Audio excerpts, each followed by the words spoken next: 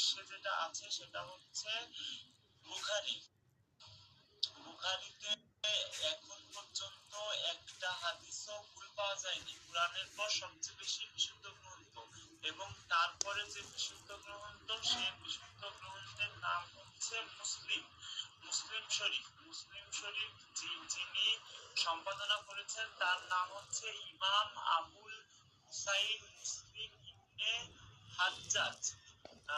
এই লোক মুসলিম শরীফ সম্পাদনা করেছেন।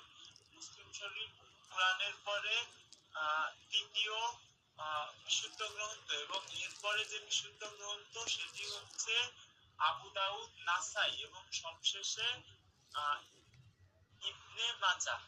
এই 6টা গ্রন্থ বিশ্বের সবচেয়ে বেশি প্রসিদ্ধ, এবং সবচেয়ে বেশি জাল, সবচেয়ে বেশি দুর্বল সবচেয়ে বেশি দুর্বল হাদিস যেখানে পাওয়া গেছে সেটা হচ্ছে তিরমিজি শরীফ। তার আগে নাসাই বা আবু দাউদ শরীফ, এই কয়টাতে বেশি হাসান দুর্বল হাদিস পাওয়া গেছে, কিন্তু একমাত্র বুখারী এবং মুসলিমে কোনো দুর্বল হাদিস পাওয়া যায়নি। এবং এটার যে কটা হাদিস আছে সবগুলো সহিহ হিসাবে, সহিহ সনদ এবং সহিহ হিসাবে দেখা যায়। আজকে আমরা যে কথা বলতে চাচ্ছি সেই